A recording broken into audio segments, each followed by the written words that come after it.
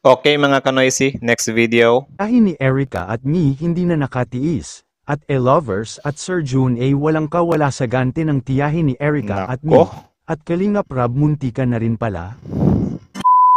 So kumusta mga kanoisy? Welcome back sa ating YouTube channel, Pilipinoisy. So ngayong araw, another update na naman tayo patungkol naman ito kay Erica, no? So parang ano pala to? Issue pala to, men. So mula kay Kalinga Vlog, so meron itong pamagat na tiyahin ni Erica at Sheila May may binunyag. Kalinga Prab latest vlog today. So yan yung panonoodin natin. Muli na namang nabuhay si ano, di ba? Si Erica. So yan yung panonoodin natin. Again, mula kay Kalinga Vlog. So yan, bago natin simulan, Kalinga Vlog, support nyo yan. Tapos syempre, Kapidongski TV, support nyo rin yan.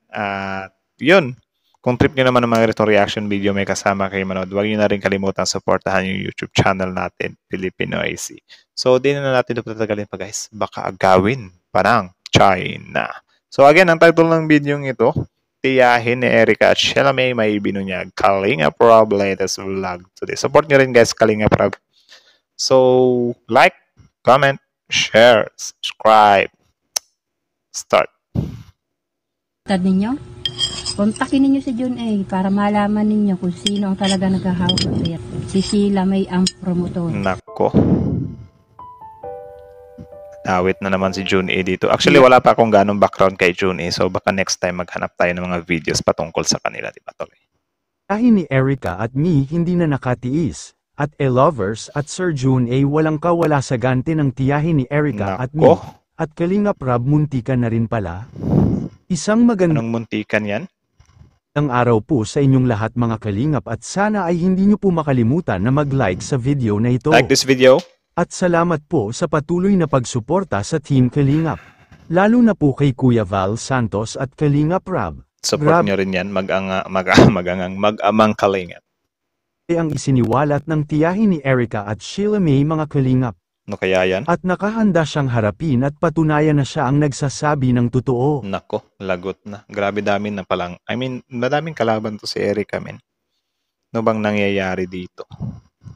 Tuloy? Lalo na ang mga supporters ni Erica na tinatawag na lovers ay handa ang tiyahin ni Erica na harapin ito. Nako, lovers at kahit si Sir June A ay wala rin kawala sa mga isiniwalat ng tiyahin ni Erica mga kalingap. At lalo na itong kapatid ni Erica na si Sheila May at ang sinabi mismo ng tiyahin nitong dalawa na si Sheila May umano ang promotor ng lahat ng ito mga kalingap. Nako, yung Sheila May yun ba yung kapatid niya guys? Tama ba? At mapapansin natin na talagang unti-unti na pong nagsilabasan ang mga sekreto nitong dalawa. Sekreto? At may nagsasabi pa nga na mas mabuti at nakawala si Edo kay Erica. Diba? Dahil kung nagkataon ay naging biktima umano si Edo. At maging si Kalinga naging biktima na nga eh. So, ang ano dyan is, pasalamat na lang na maaga ba? Naagapan agad. Or yun nga, maagang nagtapos yung ano nila. At least man lang ngayon, sobrang, patibay na ng patimbay ang pundasyon ng EDSI, di ba? Ika nga nila, every heartbreak ay, of course, there's parang ganti dun sa unahan ba? No, sa halimbawa ganyan, nung time na nawala si Erica, of course, maraming nangyari, sobrang gulo, sobrang parang mapapatanong ka na lang na, my goodness, ano na mangyayari sa akin? Yun yung point of view ni Edo ba na, ano mangyayari sa akin, nawala na yung love team ko. But luckily, yun, may dumating na bago. Mas goods pa. 'Di ba? Ang lakas pa ng attract ng tao, 'di ba? Prab ay naging biktima di umano ng mga mudos nila. Ito po ang nakikita nating mga komento ng ating mga manunood mga Kalingap. Okay. At maging ang sabi dito, nagbe-base lang pala si Mr. Kalingap Vlog sa mostly pulso ng bayan or yung komento ng mga netizens. Lola ni Erica at ni Sheila May noong maospital ay hindi man lang nila ito dinalaw ng maospital. Nako. At mas pinili pa umano nila ang magsaya sa kalagitnaan na nahihirapan ang kanilang lola. At ito po mismo ang sinabi ng tiyahin ni Erica. Grabe, at ang masaklap pa umano na ang mga lovers ay ipinagtatanggol pa umano si Erica at baka ang alam nila ay si Erica ang nagsasabi ng totoo. Yun lang din. Hindi pala nakuha ng maayos yung tamang konteksto. Sakit nun.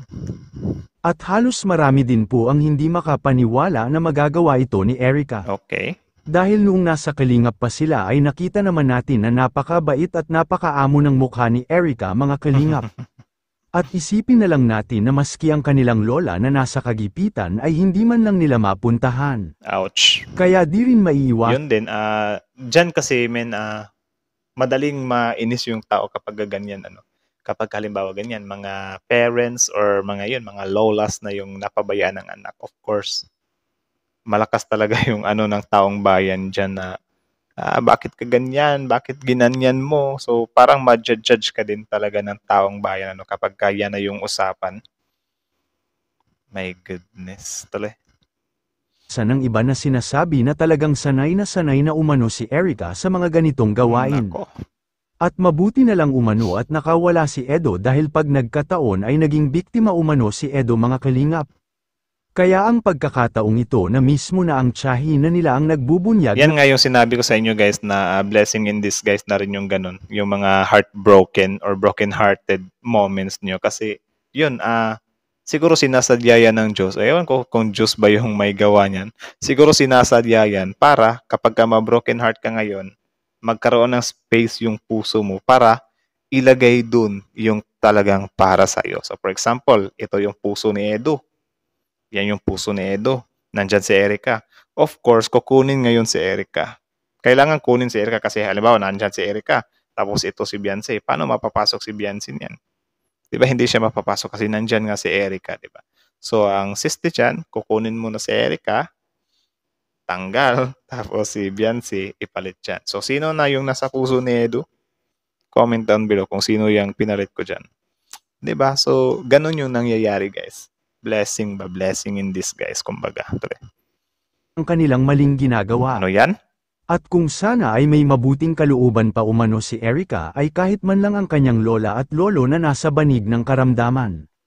Lalo na ang kanyang lola ay sana umano ay kahit dalawin lang niya ito sa ospital, ngunit ay hindi man lang niya ito magawa. At marami pa po ang mga isiniwalat ng tiyahin nila Sheila May at Erica mga Kalingap. Grabing revelation pala to. Narito yung iba pang mga sinasabi, makikita natin sa video. Noong time na si mamay nasa ospital na dinudugo, na sinasalinan ng dugo, nandun sila sa San Pascual, nagpapakasaya, mga narireligo. Sila ang sinungaling. Si ate. Ano to? Kalimutan ko. Tiyahin pala. Hindi kami nag-aasikaso sa magulang ko. Kaya tumigil kayo mga ilaber kayo. Subukan ninyo akong itag. Subukan ninyo akong igawan ng issue. Yun din. Kasi nadadawit din sila. Yung mga solid fan kasi, para lang may masisi sila sa nangyari sa idolo nila. Hinahamak nila yung iba. Yun din yung pangit. So sana manahimik na lang siguro para yun. Hindi na lumaki yung ganitong issue. Kung talaga nakasuporta kayo dyan kay sa napili nyo suportahan, huwag nyo nang hamakin yung iba. Diba? Ika nga nila, pass is pass.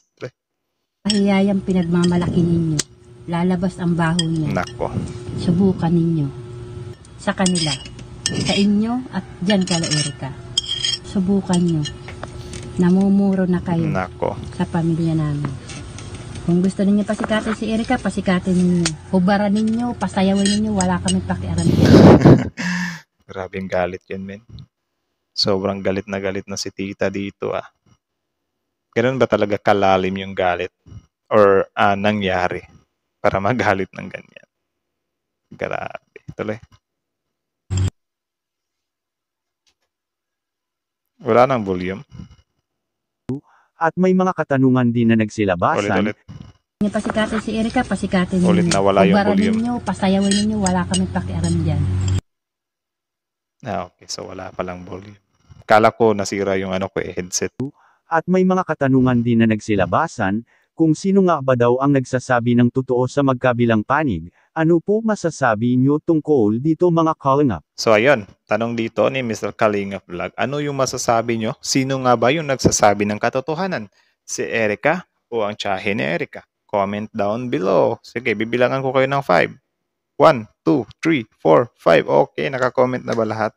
So para sa akin, ang nagsasabi ng totoo ay hindi ko pa rin talaga masabi Kasi yun, may each side lang kasi. Hindi tayo pwedeng mag one-sided dito. So, hintayin natin. Kung mag-respond si Erica, tapos magagawa niyang i-debunk dito si Tita, of course, doon na natin malalaman kung sino yung nagsasabi ng totoo. Ano. So, kayo, ano masasabi niyo guys? Baka may opinion kayo dyan. Pero para sa akin, medyo ako dito kay Tita, may something ako na baka nga tama yung pinagsasabi niya. But at the same time, hintayin na lang natin na mag-response din si Erica dito kung anong yung isasagot niya dito, di ba? So, pero I think ito si Erica, ito naman yung tao na parang hindi sumasagot sa mga ganito, di ba? So, tahimik lang siya. So, wala din tayong maaasahan dyan. So, yun lang. E-Lovers at John A. walang kawala. So, nadamay pa si John A. Ano. My goodness. So, yun. Again, bago natin tapusin tong video ito, Kalinga Vlog, support niya yan. Also, Kalinga Prab, support nyo rin. At Kapidongski TV, support nyo rin. At yun, credits and courtesies at tiyahin ni Erica. Hindi ko siya kilala eh. So, grabe, sobrang piss off talaga ni Tita Min eh. Ano ba kasi yung nagawa mo, Erica? Hindi si Erica eh. Parang ang pinatutungkulan dito ni tiyahin ay yung e-lovers. Yun nga, siguro yung mga, yung e-lovers ba yun ba yung Erica lovers? Comment nga kayo sa baba kung yun. Tapos, yun, si June A. nadamay nga. So, abangan pa natin yung mga susunod na mangyari dito, men. So, I think that's it lang muna. Thank you so much for watching. Kalinga Vlog, Kalinga Prab, Kapidongski TV, tiyahin ni Erica. So, Filipino Easy, like, comment, share, subscribe. Thank you so much for watching. Filipino Easy is out.